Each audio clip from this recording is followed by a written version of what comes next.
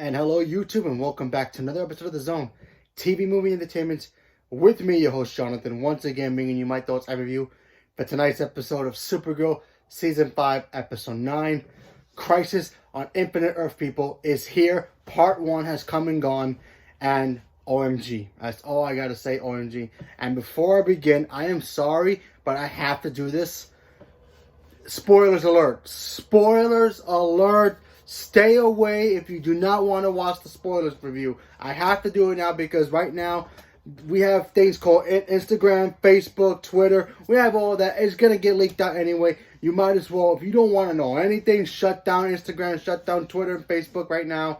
Don't watch this video until you've seen this episode because there's some stuff I have to spoil here, and like, oh my god, I'm talking about everything. I'm doing everything here. I apologize in advance. And if you don't want to know anything, do not watch this video right now, okay? You can come back later and watch it after you see the episode. I am telling you, put down Mandalorian, forget about Baby Yoda, forget about The Watchmen, forget about Handmaid's Tale, forget whatever other show you watch in the world, forget about that. If you're a DC fan and you want to watch this, this is important. You have got to watch Crisis on Infinite Earth, Part 1, as of now. Okay? This is the DC Infinity War. This is the big saga for us DC fans. We've been waiting. Marvel had their fun already. The Endgame already happened. It's our turn to have our Infinity War. And it's now Crisis on Infinite Earth. So I'm warning you now, once again, if you have not seen Crisis Part 1 yet, do not watch this video. And before, like I said, lots of surprises here. First of all, the way that this show starts was awesome. We got to introduce other universes that we haven't even seen yet. I'm talking about different Earths. And I actually wrote it down because I didn't want to forget all the Earths. So I'll talk about them and why they were important.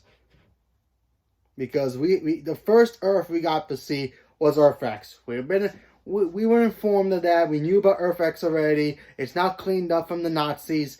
Gone. Wiped out from existence. It's over. No more Earth X. We also got to see Earth 89. Now, Earth 89 is reference to Batman 1989. We got to see the original actor who played Alexander Knox come back. And a small little thing, he just looks up in the sky and says, I hope he's out there doing what he has to do. That's all he does. It's a small little cameo, but it was cool to see him again. Alexander Knox, same actor who played from 89, still looks good. So we got to see him. Earth 89, gone, vanished from existence. Then we got to see Earth 9, San Francisco. Now this is key. Remember, Earth 9, remember this number, Earth 9 is Titans.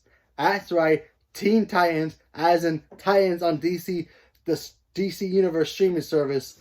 We got to see that also. We got to see a glimpse of Hawk and, of course, Robin, gone, no longer existing.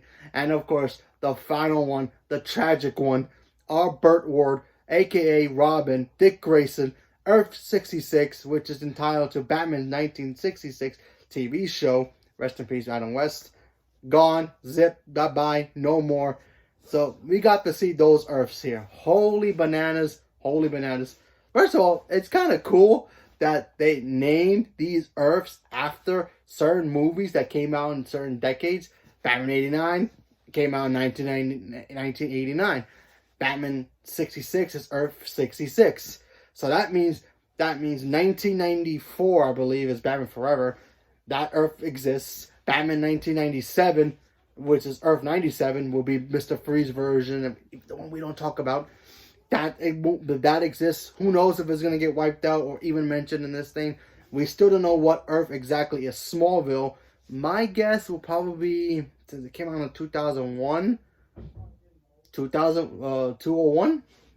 Does it guess? Who knows? Alright, so let's really talk about this episode, first of all. So, it basically starts off in Argo, which is Supergirl's,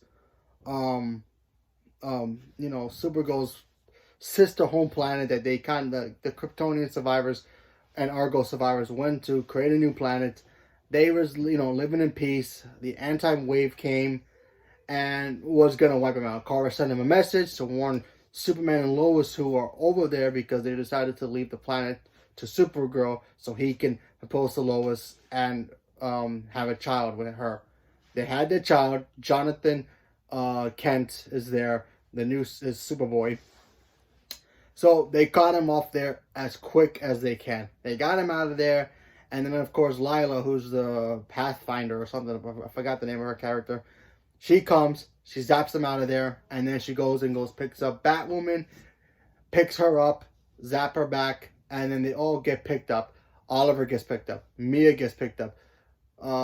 Ray and, of course, Sarah, they all get picked up as well. Not the rest of the Legends. We didn't get to see the rest of the Legends. It was just Sarah and Ray. They got picked up as well, and so did Barry. So they all go to Earth 38, where Supergirl is from, and they pretty much have to stop the antimatter from happening. Of course, what they do, they start preparing. They start getting some people out of there to try to transfer them to another Earth, especially since an Earth that's like away from the antimatter, so they have time to try to prevent it from coming as close as they can. So they transfer everybody, like most of the planets of Earth 38 to Earth 1 so they can be safe and have some time for them to build, have the antimatter wave come to Earth 1. I'm pretty sure it will take a while to get there, so they're going to have to stop it as soon as possible. And of course, the whole episode, we got to see Lois and Brainy team up to try to find Jonathan because his ship landed somewhere else, and he landed in Earth 16, which is the year 246, when we got to see a future Oliver Queen, and he got this, and he had both arms, so he wasn't a future Oliver that the Legends saw. He was a different Oliver from Earth 16. Sarah and his Earth is dead. He has no idea what the heck is going on. He got to fight Sarah for a little bit. Close match. Oliver still won, obviously, but Sarah comes second to him, so there's that. So, we got to see that. We got to see Kara and Superman pretty much get the teleporter ready for them to transport people out of there. We got to see the Flash do some things. We got to see Batwoman do some things. And for the most part, this first half of the show was pretty good. Unfortunately, the end of an era has happened, and it still hurts me today. I got over the death of Iron Man when Iron Man passed away in the MCU. I was like, all right, they're gonna eventually bring him back because we had the big decades. But then we knew that Oliver Queen was gonna die. I did not expect him to die this quick. I figured maybe in the second episode, maybe even the third episode. I knew he was gonna, maybe or even die in his own show. But nope, he's dead. He's gone. Oliver's out of the picture. Goodbye, Oliver. Or is he dead? That's gonna be the question. Is he dead? We don't know. We don't know. We have no idea. He could be alive. They could just zap him out of there and bring him back. We did see him die, so at least we saw that. We saw him die, and that was an emotional moment, man. We got to see Kara cry. We got to see Barry, cry. Mia, of all people, his daughter, shut down for a minute. That was hard to watch. There was a scene before this part where Oliver passes down the mantle. He gives her a new suit, pretty much, saying, good luck to you on your show, because we're getting the Green Arrow and the Canary show. That's going to be starring the girl who plays Mia, so that's going to be awesome. That was an emotional moment. That was really, really special. I thought that was a very cool moment. We got to see Superman doubt himself in this episode as well, because, now he has an infant child. His whole thing was protect the universe, protect the world that he's in, protect Lois, but now he's got a baby to protect. And he's overwhelmed now, especially with this whole drama happening. So there's that. And like I said, this episode, the first part of this episode, it smacked the door open. It really did. Now comes what's going to happen next. What's going to happen next? Can it have those emotional impact for the rest of the thing? It could go smooth sailing, be great action scenes. It had some good action scenes here. They fought some anti-monitors, his Dementor creatures. They got to fight that. That was pretty cool. Seeing Oliver, Mia, Flash, Batwoman, Supergirl, Superman, the Atom, they all got to fight together. That was actually pretty cool stuff. But so far the emotion packed that this happened. We had some good motion. We had a cool speech from Supergirl trying to tell Superman, hey, listen, Krypton is in us. Krypton is all over us. Always will be with us. You know, you can do anything. You can be who you are. You know, he tried to like leave. Superman tried to leave him, but try to be a normal person, even though he tried that in Superman 2. And I'm pretty sure that's part of the universe as well. You know, the Christopher Reeve Superman too. You know, he tried that, you know, and look what happened there. So, you know, Superman, he shouldn't stop being Superman even when he, you know, has a child. But, you know, he has to figure out how to balance both of them. But, yeah, this first episode really packed a punch, and I really enjoyed it a lot. You know, I really thought, you know, the cool cameos were cool. Yeah, you know, there were some moments I was like, come on, really? And like, you know, you hyped up these characters and pictures and all this. But the big surprise was the actor who plays Alexander Knox from Batman 89. That was a big surprise for me. He didn't really do much. We got to hear the Danny Elfman Batman theme in the background. That was dope. And we got to hear the Batman 66 theme too. That was some cool stuff. So, you know, cooler thing. The Titans thing I felt was a little bit, okay, really? They just got there for like 2 seconds and that's it. They didn't even say anything. They just looked in the thing and that's it. Well, whatever. And also, there was a cheesy line in the first episode. I thought was kind of like, really? Because, you know, Batwoman's new to the show. She's new to the team. She just barely met these people. And Supergirl's like, I trust them. I trust you. You know me. It's like, okay, whoa, back up. You only met her one time, okay? One time. And how is she supposed to trust you? You're an alien being who has powers, okay? Batman barely, you know, trusted Superman when he first met him. You know, he didn't go, hey man, I got your back. He knew he was an alien. He's like, whoa, I don't trust you. He had to build to that. So I thought that was a cheesy thing, but what can you do?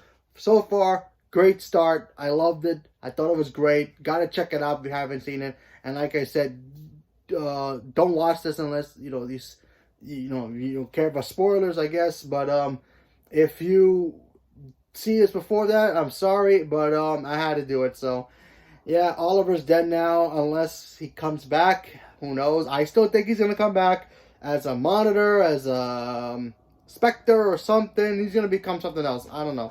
I'm still hoping, but you never know. Maybe he is dead officially. But rest in peace, Oliver.